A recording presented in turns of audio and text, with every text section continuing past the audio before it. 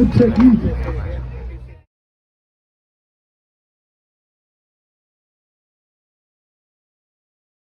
Right, well, firstly, thank you for giving me your time to make this video. And, no worries, I love doing these things. You know, it gets the word of Strongwoman out. It's good for the sport. Thanks for having me. Yeah, it's I think there's a lot of room to be doing more stuff like this. There's loads of content out there for the open men kind of competitors, isn't there? The Giants Live guys, but there's not really. You don't see much coming up for weight class men or for women at all, really. And I think there's a lot of audience potentially for it. Like I think you've got much more diverse characters amongst the women. You know, a lot of the men are big, strong, and heavy, but a lot of the girls, you know, you really do kind of see that like personality come through. I think we're more fun, but I'm going to say that, aren't I? I think that people can relate to it a bit more as well, probably, can't they?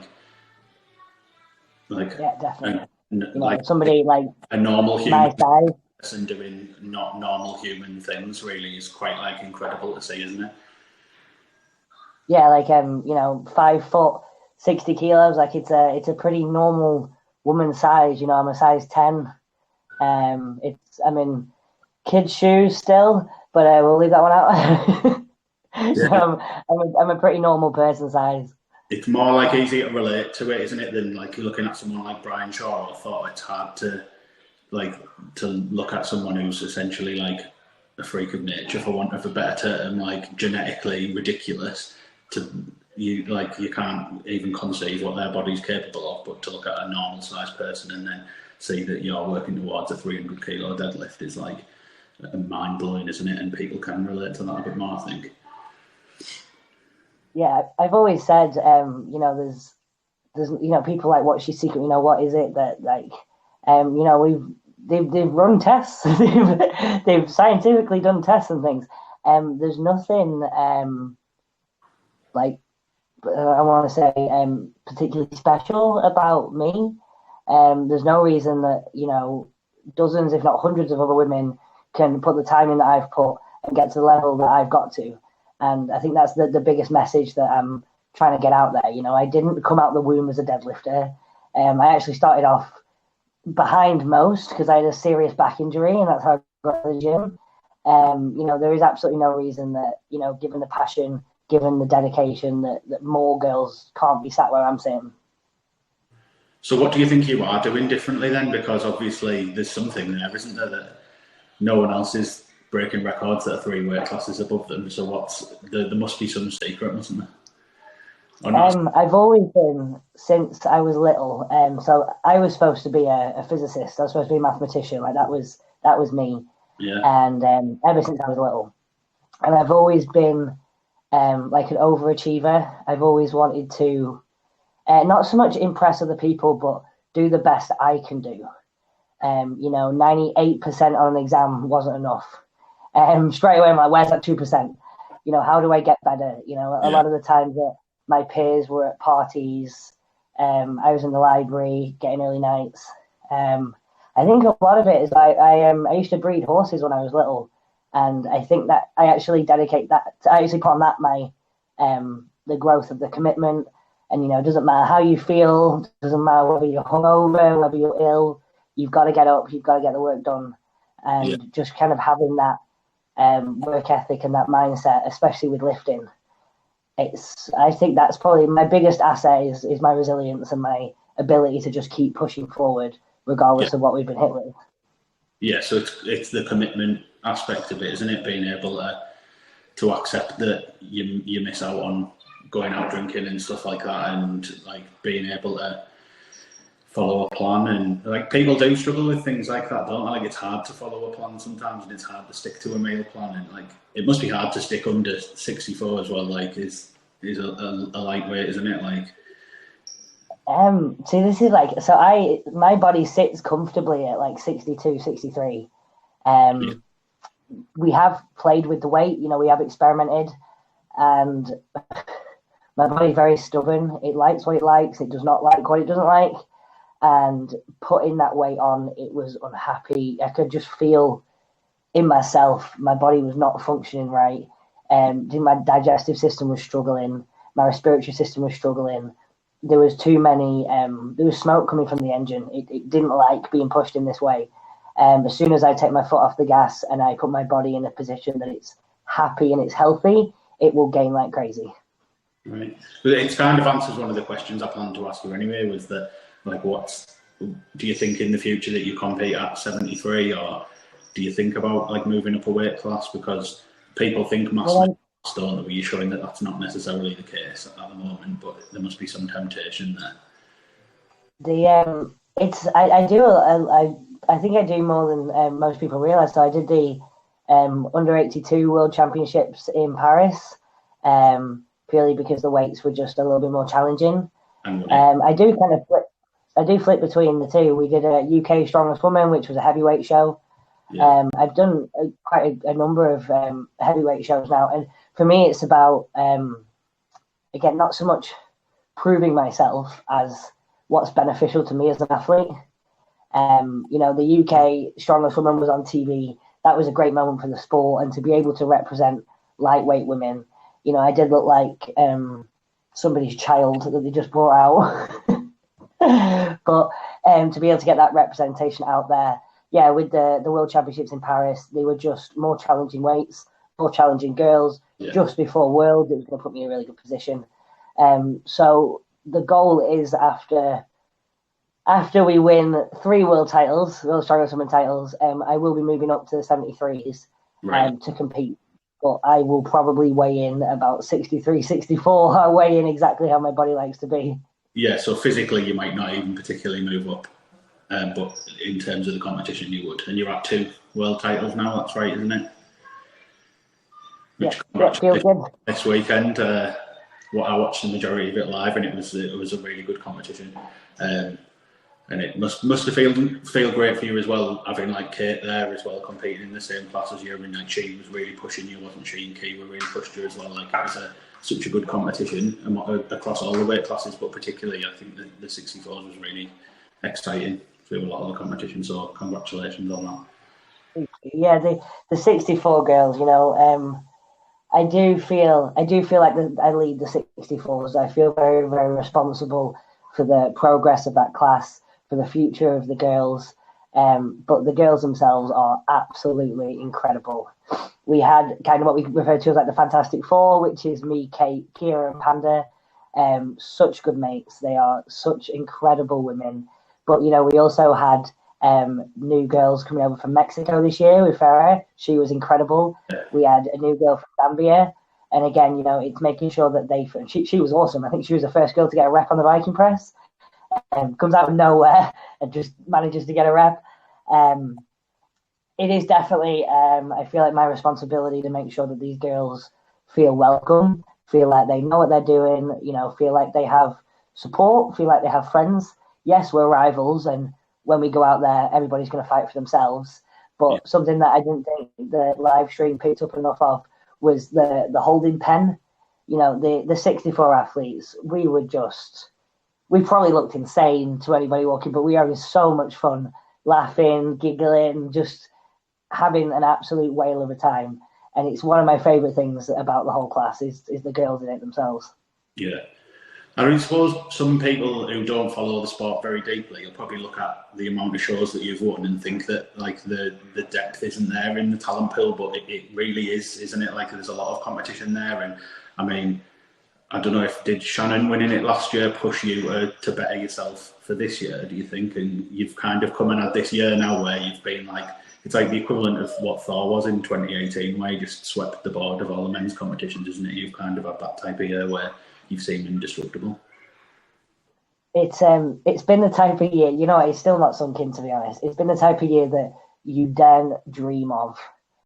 And I'm like, no, you did that. You did it. It's done. It's over.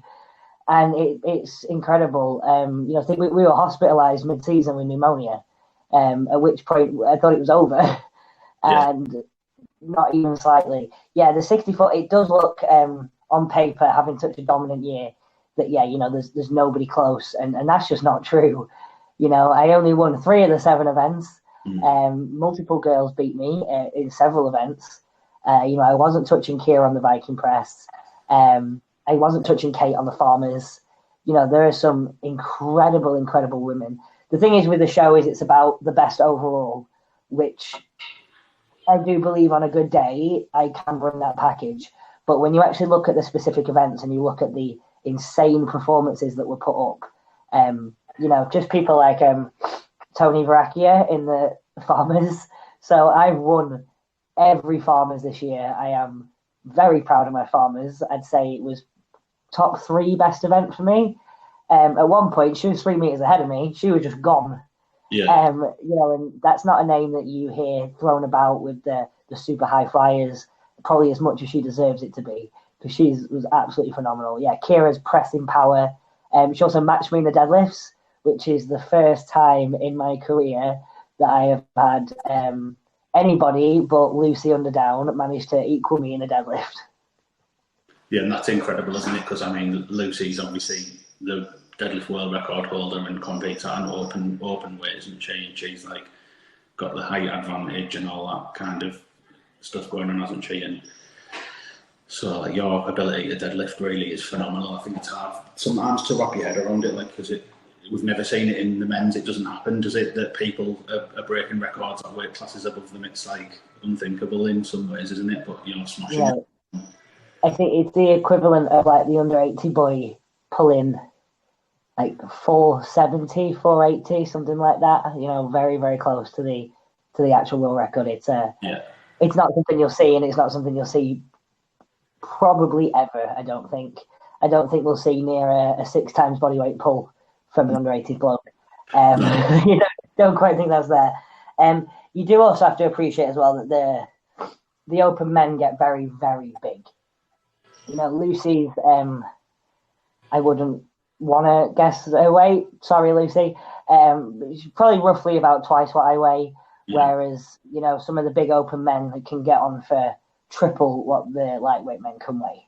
So it's not quite linear, but yeah, I don't think you'll see somebody in the men's holding probably 2, never mind 3 of the world records. Yeah, it would be rare for them even to pull the records in the weight class above. Never mind 3 weight classes above it, really, would it? Like, it's a monumental thing that you've done on all those lifts, really. Do you think it's been a bit crazy? Yeah, it was the recovery of the pneumonia where we had to jump straight into that deadlift prep, and that was hard.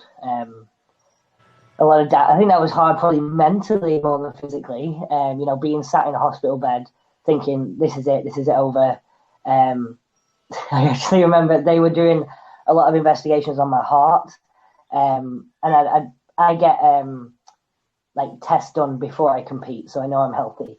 So straight after I compete, when they tell me there's potentially a problem in my heart, that tells me that that's obviously happened during the competition, which is not good. That's really not good. We're talking probably end of my career if I don't want to die early and things like that. And she came in and she said, there's nothing wrong with your heart, but it is severe pneumonia. And I remember going, oh, thank God for that. And she was like, no, it's severe pneumonia. I was like, yeah, but that's just antibiotics. That's fine. Yeah, I mean, she looked at me like I was crazy. To know that, yeah, we kind of jumped straight back on track. I was actually aiming for 285, so we did fall a little bit short of the pre-pneumonia goal. But given everything we had to deal with, I'll happily take that. It's quite interesting that you like the pneumonia thing, because when you were in hospital with pneumonia, you sent me a voice message, didn't you? Because you were planning to try the axle deadlift at my competition. And I remember the voice message, I'm in hospital and I've got pneumonia. I'm in a hospital bed now, but I'm still planning to come to Teesside next Saturday and try and pull the axle record. I'm sure I'll be able to do it. Like, there's obviously something like in your mindset there, isn't there, that other people haven't got, and that kind of brings me on to the next thing I wanted to talk about, was like how, when you've you kind of won everything, haven't you? You've broke practically every record. How do you still drive yourself on to be able to like, how do you still get the motivation to push yourself on? Because I'm not done. Like, this isn't the best of me. This isn't the best I can ever do. Don't get me wrong. When I feel like we've hit that point, I will, by all means, you know, be taking my belt off, putting it on the deadlift bar and calling it a retirement. But I'm 26 years old. I have more to give, way more to give. And I owe it to myself, I owe it to all the people that have supported me, but I owe it to every lightweight woman to keep pushing, to keep proving what we can do. £700 is the goal for the 5 times body weight. And yeah, just to be able to prove to the whole world that is what lightweight women are capable of doing, that would mean an awful lot. I think I was at about 135 kg when I pulled 700 pounds for the first time. Like it's a really heavy weight. It's a big pull for a bloke, yeah. That's like there's like open men competitors that are not pulling 700 pounds, isn't there? Like I know a few lads who are competing in opens who haven't got to 700 yet. So it's an insane amount of weight to be pulling. Yeah, a lot of my preps, so my actual deadlift, my straight bar deadlift, and things like my silver dollar. This is going to sound a bit bizarre. It's not so much about being strong enough. Strength. Once you kind of have strength progress nailed, you can just keep turning that tap on, and you can just keep going and keep going. But a lot of it now for me is making sure that my body can handle these weights. You know, we've experienced microfractures, we've experienced very close dislocations with the 800-pound silver dollar. I have also experienced issues with going deaf. So, you know, the things in my ear are not happy with these kind of weights. So we have to, there's a lot of work with the nervous system and making sure that the body is prepared for this weight. Because getting strong enough is the easiest bit. Does that not frighten you? When you're saying stuff like that, like going deaf and fractures and dislocations, does it not like put you off attempting to go for those records? No. So when I first did the 600 pounds, that was when I got deaf, both ears. One of them came back straight away, and the other one took about 6 months to fully come back. There were lots of tests being run. They basically kind of concluded that this might not come back. And surprisingly, it didn't. It didn't bother me. It didn't. I sat there and I went, okay, that's okay. You know, I can still hear. And you know, if it goes the other one, and I do go deaf, you know, we can make it work. You know, my partner will learn sign language, but I can do this. I think there comes a point that you do sacrifice so much of yourself, so much of your body and your life to this goal, that if it needed my hearing, that's okay. That's a gift I would be willing to give, if that makes sense. It's quite extreme, really, that, isn't it? Like this is you know, when I was young and I had all these big dreams and I got wrote off, and I don't blame them. You know, I was just a young 16, 17-year-old kid, but I was deadly serious about what I was willing to give and what I was willing to work. I won't shorten my life, so I won't take any risks with death, mainly because of my partner, how much he supported me. He deserves to spend the rest of his life with his loved one. But yeah, the rest of it, dislocations are obviously not very nice, but they're not the worst thing in the world. Bone snapping would be a bit gruesome. Like we've had ribs go as I locked out the deadlift. I've had ribs snap. But things like femurs snapping is obviously a little scary. But you know, we'd get pins in them, we'd get them plated, and we'd get back, and that's. Yeah. Just what you touched on there, obviously mentioning about like Luke and like they would learn sign language and stuff like that. Like it must make a massive difference to you, does it, having a partner that understands what you're doing? Like my partner's really supportive of my strongman training, and she comes to my competitions and cheers me on, but she doesn't understand what it's like to try and break a world record or compete at a high level and stuff like that. And obviously, like Luke's been there as well, hasn't he? And do you think that makes a difference in your ability to succeed? Oh God, yeah. To be honest, it's obviously on comp day he's got me down to an absolute T. He knows like what I need, when I need it, how I need it. He knows when I need everybody to leave me alone. Just the little things that really help. But the biggest thing that he brings to the table is the actual preps themselves. Having somebody that does understand the pressure, that understands what I'm going through, the spotlight that I'm in, the eyes that I have on me, especially for the days that I'm struggling and I'm failing.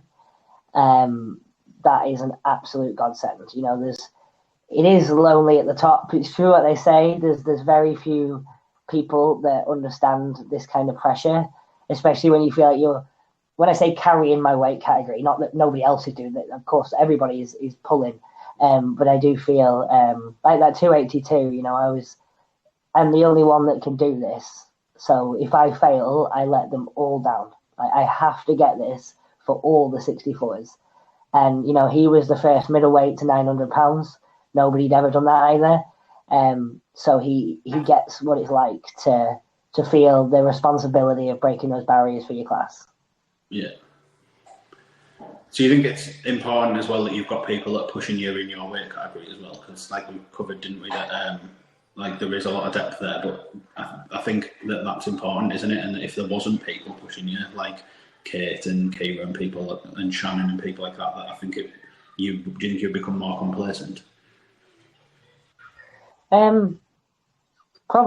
I think probably, yeah. I train with Kate like 4 or 5 times a week. Have done for years.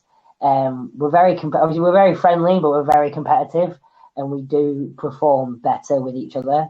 We have back and forth banter about who's beating who this week.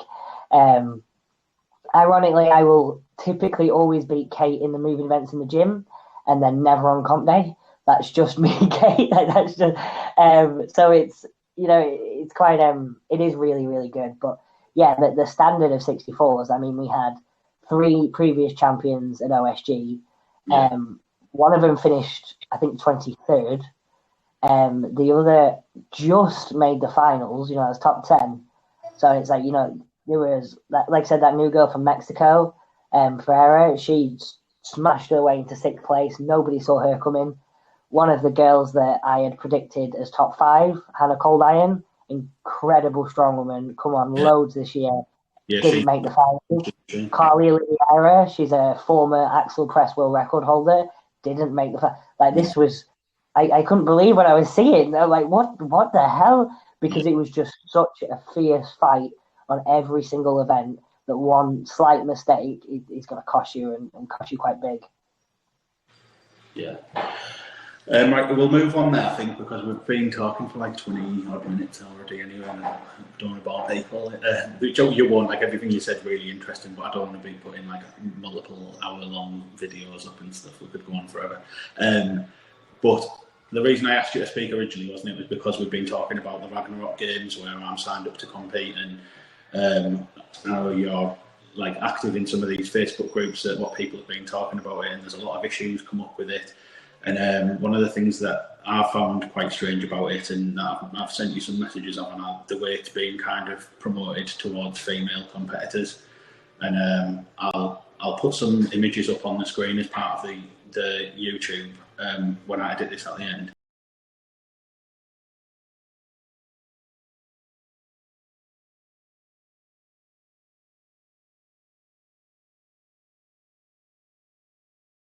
I've sent them through to you, haven't I? And kind of the way that the promotion is on Instagram, like it's the main platform they're using to promote it, the way that it's pushed towards women is in a kind of like weirdly sexualized way for me. And part of it's probably that he's chosen to use all these Marvel characters that he's clearly not licensed to use to promote the competition, and that Marvel is like a highly sexualized like format anyway. Like all those comic books, the women are like really over sexualized, aren't they? And like, how do you think that's come across in your point of view as a promoter and a competitor? I mean, so I first heard about this show. He messaged me on Instagram. I know he's messaged quite a lot of the community.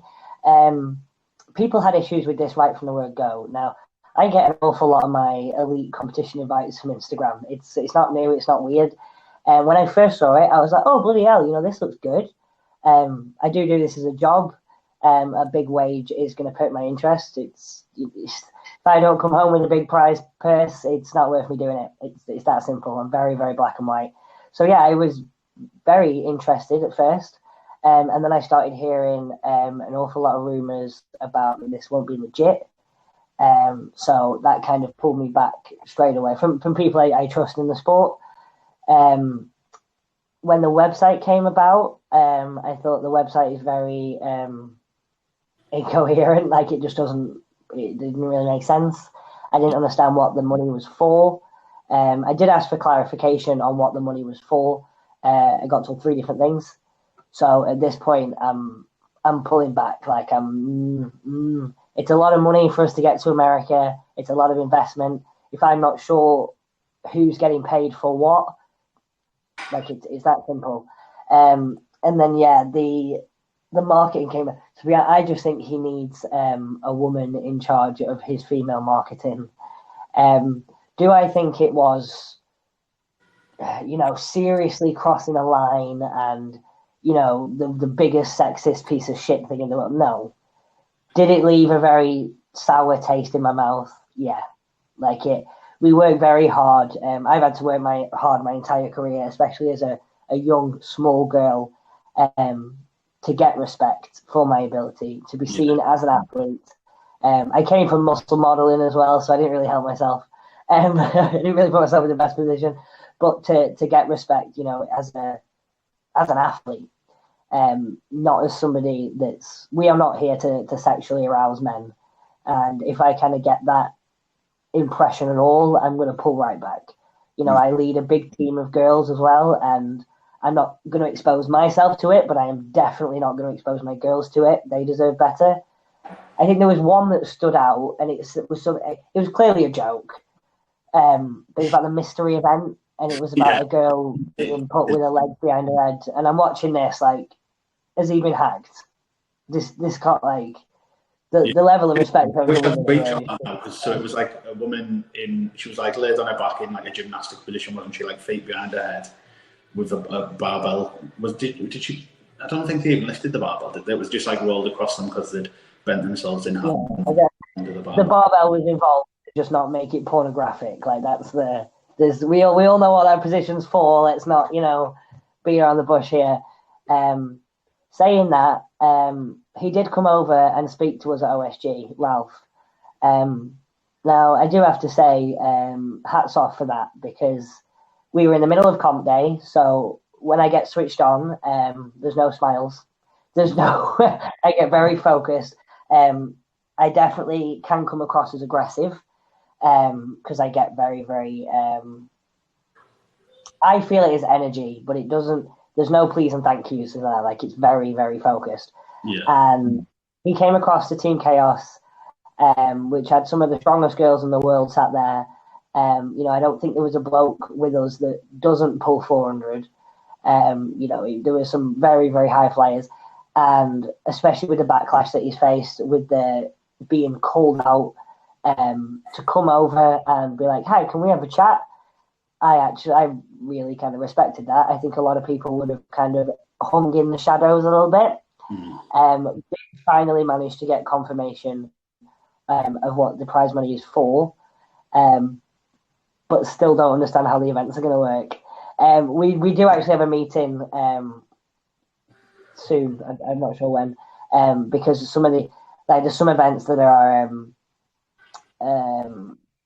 I can't get off the top of my head, but he said they're running pound for pound, but I'm not sure how they can run pound. It's stone for reps, so I'm not sure how that runs pound for pound. Is he saying, like, if you're against Nadia that you're going to do a different stone because you're in different weight classes, but you're in the same? Well, this is obviously the pro women is just pro women. Yeah. But he's saying that the prize money goes to the pound for pound.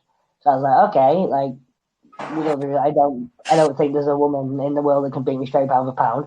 So we start looking at these events. It's like a 70 kilo dumbbell for reps. So I'm like, okay, how are we doing that pound for pound? The forward hold. Again, that's just longest time you can hold the forward hold. How is it being judged as pound for pound? And as a promoter, as somebody that runs comps, I've run pound for pound comps, I've run straight comps.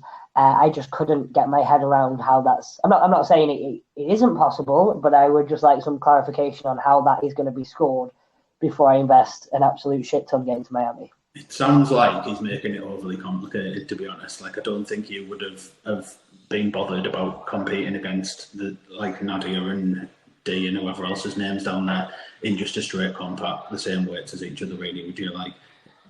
It sounds. I am also concerned as well. I can't get my head around how that would work.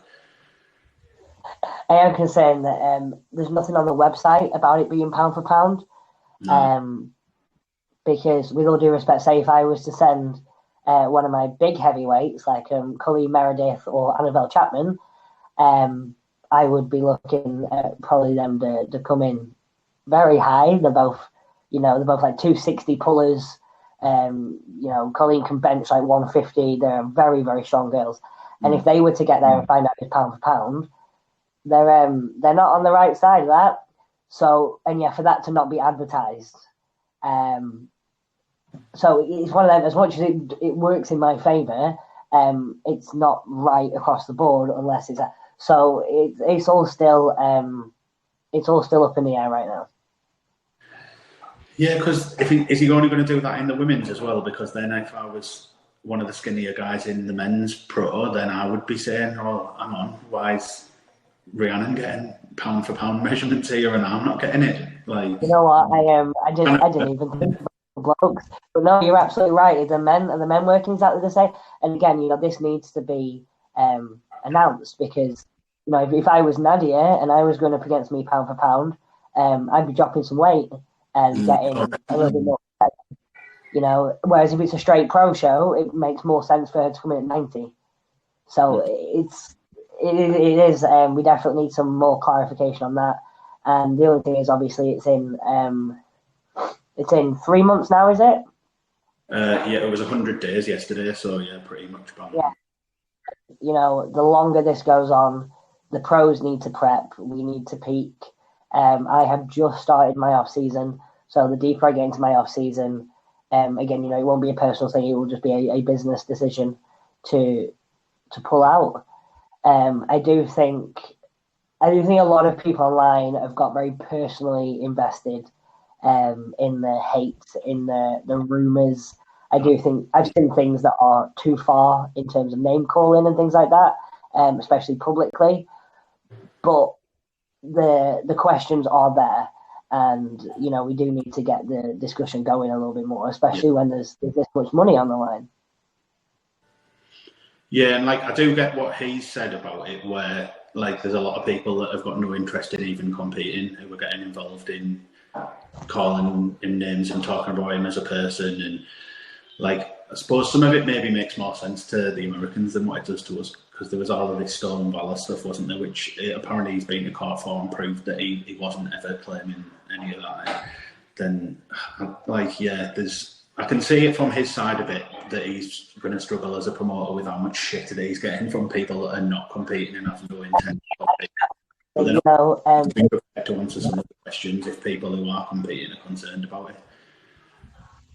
Luke does a lot of our event organising and a lot of our correspondence. He does all the emailing back and forth and things like that. And the constant questions drive him insane. So if he was having to deal with personal insults as on top of that, I can appreciate that, the defence goes up. And I do appreciate that. I'm all for giving somebody a second try and a second shot. But yeah, the Americans, they do love a good bit of internet drama. And it's starting to look now like they are doing some really good work. And there was a question, I think, at a point of whether the competition was even a real competition at all. And I definitely think that there's going to be a competition, and I think it looks like they're doing a really good job of it. And I think the videos they put on last week of Mike and Ralph walking around the convention centre and showing how that's going to be set up, and they've put a map out of how they're going to set it up, where the competitors are going to be and stuff. And obviously the discussions that he's had with people and the extra people that he's pulled on board over the weekend at OSG have kind of answered a lot of questions there about the legitimacy of the competition. And I don't think there's really any doubts left that it is going to go ahead. It's just how it's going to go ahead and people's concerns about money and stuff, I suppose, isn't it? Yeah, no, I exactly agree. Yeah, there was definitely a question at the very start. And yeah, I do think that's, I think whether the show is going to go ahead, where he says, when he says, with whatever, I don't think that's up for question at all. It is now just the finer details, and essentially the people that have no interest in going, that are just stirring the shit pot for a bit of internet drama in the evenings, need to bugger off and allow the people that are seriously interested, that do have genuine questions and queries before they book all their flights, they will then get answered. Yeah, because like when I tried to ask him some questions, he was quite like defensive about it, and maybe if there wasn't all these other people giving him loads of shit who don't really care. Exactly,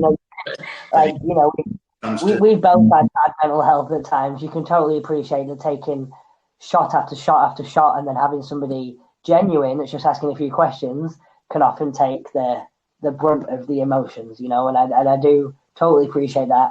I think I'm not 100% sure on what's happened in the past, but I do think the way he's been treated this time round is sad to see. I think it's unprofessional of a lot of the big names. And again, there's a way to make your point without taking it personal, without, I've seen people bring his family and stuff into it. And, this is business at the end of the day. Yeah. If you are not happy with that business deal, you say no, thank you, and you leave the room. Like, it's that simple. Yeah, definitely. But I think as well, like for him as a promoter, when he's replying to people online, he's got the opportunity to take a deep breath before he responds as well.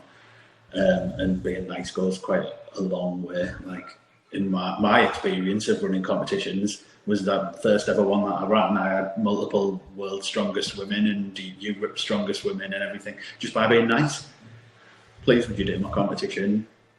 It goes a long way, Lynn at OSG, phenomenal guy, brilliant family. He has the support from the women. Yes, but he does work incredibly hard, and he puts so much time, effort, and passion into the sport. But the biggest thing, there we go. There we go.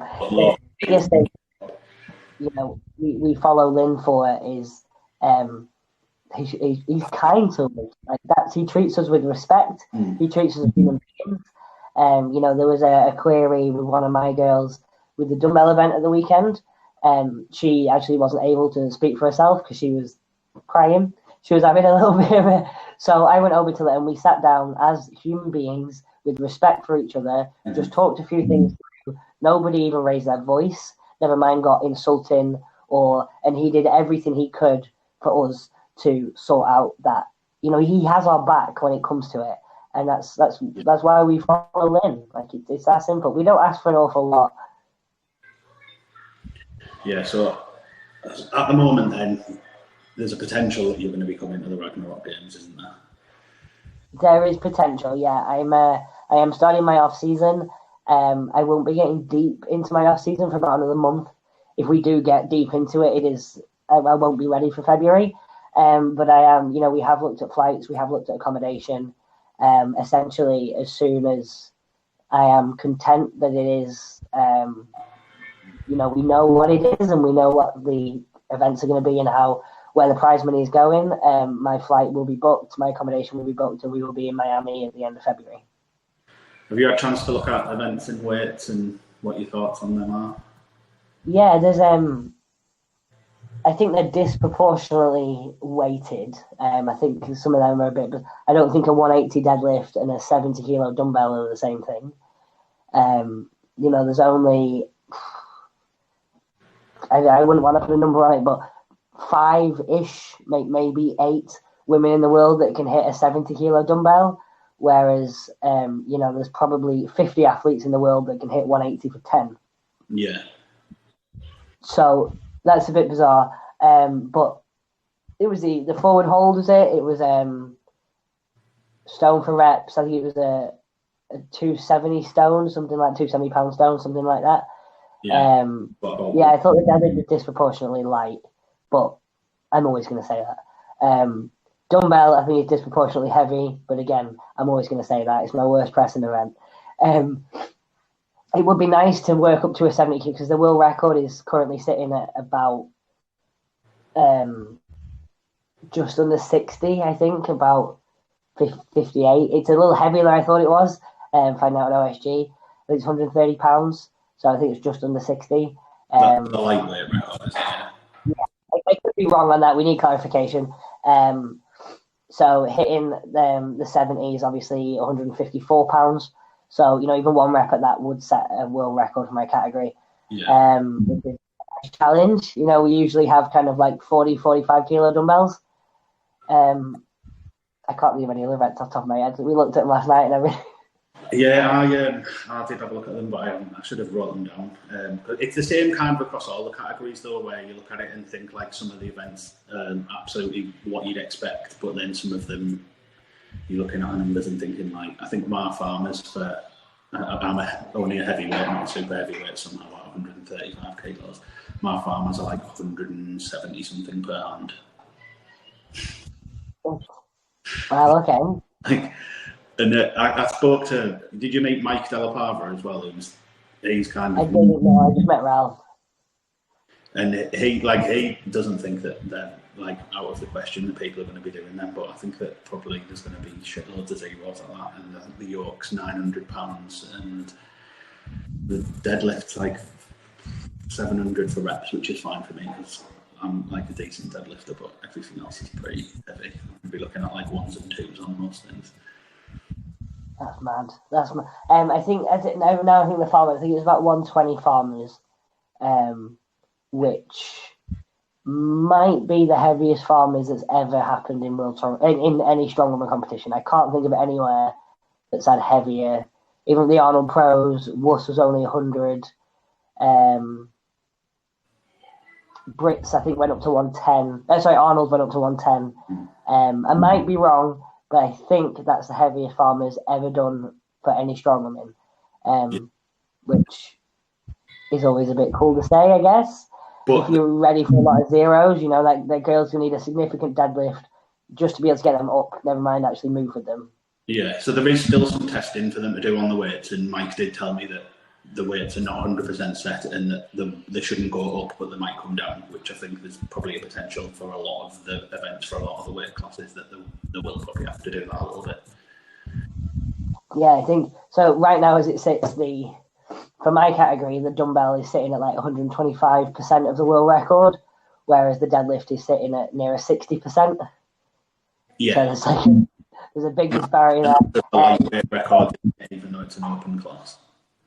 Sorry? That's of the lightweight records, though, isn't it? Like, I think they probably imagined they were going to get more heavyweight open, heavyweight pro competitors maybe, and then they now need to look at it and readjust what they're doing, don't they?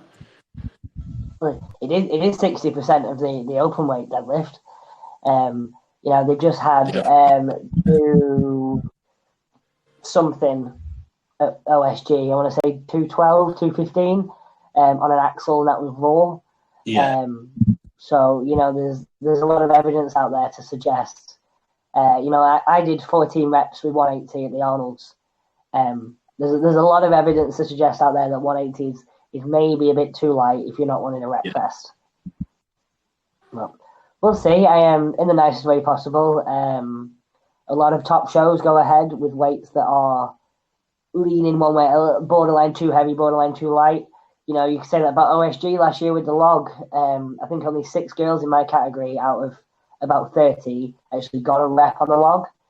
So that was a little bit on the heavy side, but it is what it is. The strong presses got a rep, and the others learned that they need to go back to the gym and get a bit stronger. So it's never it's a complete catastrophe when everybody zeros, which I don't think it's that heavy.